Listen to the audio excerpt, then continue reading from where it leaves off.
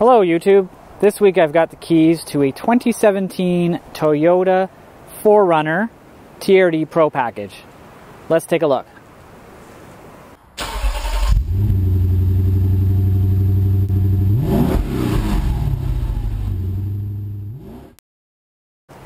So this is one aggressive looking truck and it looks pretty cool. Now, the 4Runner has been around, I believe, since 2009, 2010. They haven't made very many changes. So this is, I believe, the last year. We'll probably get a new one next year with this. This one starts at $44,000 Canadian, with the TRD Pro package being almost $8,000 with fees like freight and PDI. And the package, you're looking at $54,000 for this truck, that's sitting right here. It's got the black wheels, as you can see on the red. It looks pretty darn cool with the running boards and TRD Pro package, the TRD Pro logos on it. It's the Pro package also adds, your off-road bits like skid plates and rear reservoir shocks and a bunch of badging and things like that. It's got crawl mode. I'll show you that in a second when I get inside. And of course, four high, 4 low, rear wheel drive, and unlocking rear differential. And what else does it have? It has different drive modes in 4 low as well, which is pretty cool. So that's a walk around. Let's take a look in the back here. It does have a backup camera and a tow hitch. It doesn't have an automatic tailgate. It is old school manual, and there's quite a long loading distance here. So if you've got short arms and legs, you might have a hard time reaching all the way inside. In the back here, you've got some nice storage bins here for some stuff. You've got an AC outlet here and a 12 volt as well. And on the other side, there's a place for a jack. It's got the place for your jack inside here, but there's just some more space if you want to stuff some more things in there. And of course, there's a tonneau cover or cargo cover. The only thing I've noticed with this is it's very flimsy, so it kind of locks in here, but I get this side in, and then the other side's low, and then I get that side in, and the other side's... You gotta kind of like play with it and go very slowly, get that to lock. So that's the only thing we kind of noticed. It's kind of annoying just because it's very flimsy, so it's not solid, and it's hard to lock into both sides, and it is very long. But you have a good amount of cargo space here for stuff. And we'll take a look at around the back. The back seats do flip down as well, 60/40. And up here, there is no button. Like I said, it's not automatic. There's a handle here, and there's a handle on the other side. And you've got a string here if you're too short for the handle. The back seats here, so they do flip down. They actually pull out. The bottoms come forward. And then this flips, and you got to put the headrest down. And then that fits in there nicely. So you've got a nice big area here. And you've got some cup holders with some rubber inserts in there as well. And the other side, of course, that all flips the same. Let me pull that out so you can get the whole thing down and you get quite a bit of room back here. And they're easy to operate, no problem, just flip, pop, there you go, done. Let's hop in. Nice place to be in the back here. There's actually quite a bit of leg room. The seats are not adjustable, but you do have a good amount of leg room anyways. You've got a sunroof, as you can see up there. Map pockets on either side, and there's 12 volt plugs down at the bottom here. What else in the back? We've got automatic windows and some cup holders down in the door panel. So there's not a whole lot of stuff back here, but the seats are really nice and squishy actually. Get the nice view of the dash. I like to give you this view, and then we'll go around the front. Up front here, let's take a look at the dash layout, the gauge layout here. It's pretty attractive gauges, blue and white. They're easy to read. The numbers could be a little bit larger, but it's good enough. You've got your average fuel economy displayed in there, and there's a button on the steering wheel for that, which will swap that with your current fuel economy, your range, elapsed time driving, and you can actually have your digital speed as well. And there's a whole bunch of settings you can look through there as well. Then you've got a button over here which will show you your trips, and you can reset your trip and your total odometer as well. You've got your Toyota Cruise Control, which is down here. This is kind of standard on Toyotas. You've got your stereo controls over here on the left-hand side and a volume knob as well. Automatic headlights on the stock. And you can turn off and on the rear AC outlet on the left, and you got your power mirrors. All auto down windows, so they all just automatically lower or raise, which is nice. And over on the center here, you've got your shifter, and you got this faux plasticky carbon fiber. It looks nice. I don't think it's real carbon fiber. Heated seats down here. 1, 2, 3. No, it's kind of like a 1 on and then a dial. Heat setting. And you have the back window actually goes down and up as well automatically. I can get a nice view of that. And there you go. Pretty quick. The back window, back tailgate window slides into the frame. You've got your sunroof up top here. Sliding and tilting sunroof. You can slide that back now that it's actually not snowing or cold anymore. Open that up.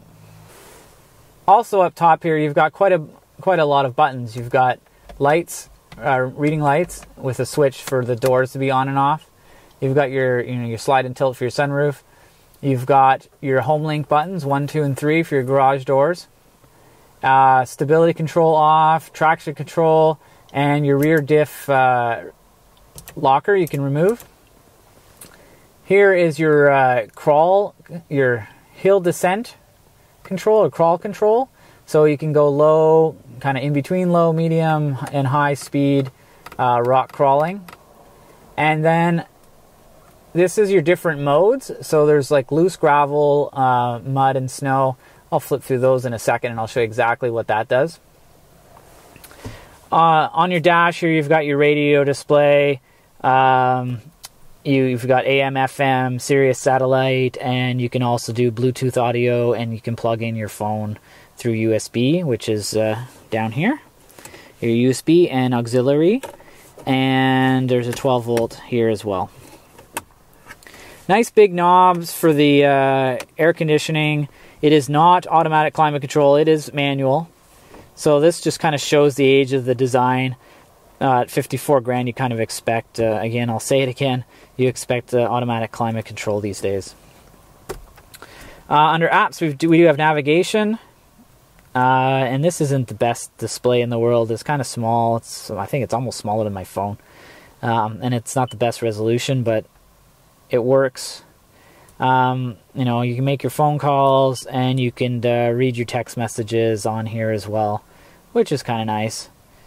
So there's not a ton in here. It's kind of basic CD player, but it's there. It works. What else do we have? We have a cup holder here in the center, and some little cubby holes down here as well. Now, let's just get this started. And here's your party trick, right? So if get this out of the way so you can kind of see it. This shifter here is what gets you from high to high, whatever that means, 4 high and then 4 low.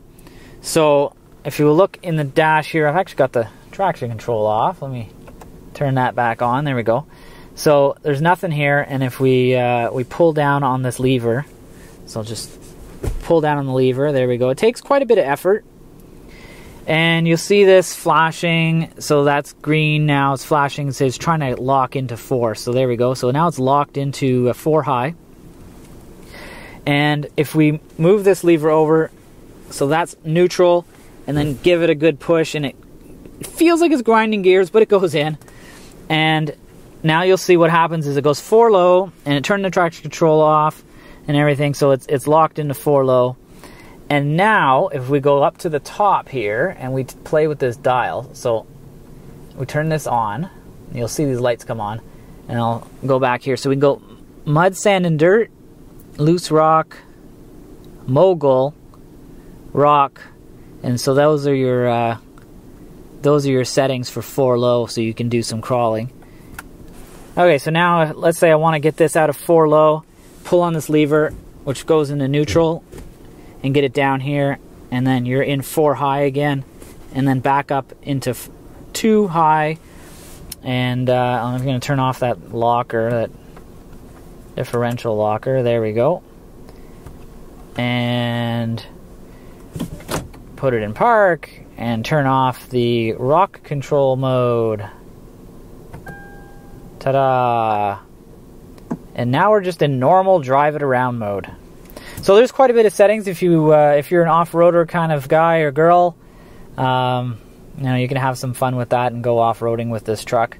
And one last thing here, we do have a tilt and telescoping steering wheel in this, so that's pretty nice. It lets you get an easy, let you get your seating position pretty easily. It's just down at the bottom to lock it, and it is power adjustable seats as well. So easy to get yourself adjusted and ready to go off-roading or just driving around. And speaking of driving, let's take it for a drive.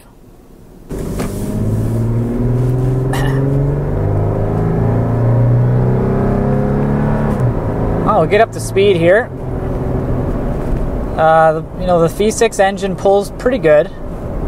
It's not remarkable in any way, but it does pull the vehicle along. It's not lacking, that's for sure. I believe it's 270 horsepower and 276 pound-feet of torque, something like that, or maybe it was 278. Anyways, it pulls pretty good. Average fuel economy, so far I've been averaging 13.6 liters per 100 kilometers, so that's about average for this type of vehicle as well. And it is rear-wheel drive, and you can switch it into 4 high on the fly, so I'm going about 90 kilometers an hour now, and I'll just look down here, pull this lever. It's not easy to pull, but you pull it, and the little light comes on in the dash, and it is in 4 high, and you can just push that back in, and you'll hear a little click, and the light goes off, and now you're back into 2-wheel drive. The one thing I did notice is on the brakes. So the brakes don't really have any feel to them. And when you hit the brakes, at first you feel like nothing's happening, so you hit the brakes more, and then the truck really dives forward. We'll come to the stop here, and I don't know if the camera, you can't really tell from the camera, I don't think, because everything is kind of moving together. It dives quite a bit when you get on the brakes hard, but it is braking. It does slow down pretty good. It just feels a little bit weird. I guess you'd get used to it after a bit. I haven't been driving that much, so haven't really gotten used to it. There is a little bit of wind noise on the crosswinds, but it holds itself stable. I don't know, it seems to always be windy around here, and it's pretty windy today, and you can kind of feel the wind pushing the vehicle. If you live out in an area where there's bumpy roads or gravelly roads, with the TRD package, it's perfect. With the softer suspension, you'll get the nosedive under braking, but you'll also absorb those bumps with the large sidewall tires and the soft suspension, and the skid plates will help you out, especially if you live in a gravel road. I mean, of course, it's a little bit overkill for just gravel roads, but it will work well.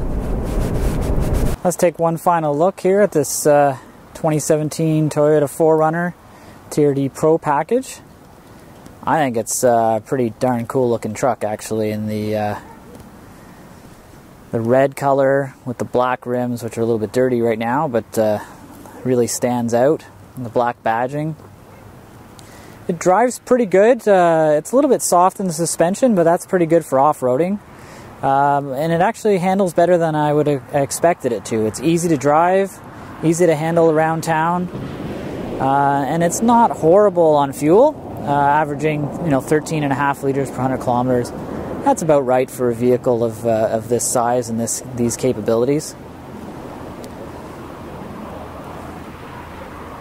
So if you're looking for an SUV that's still capable of real off-roading, this is one of your choices out there. Not very many anymore. Thanks for watching. Please subscribe to my channel.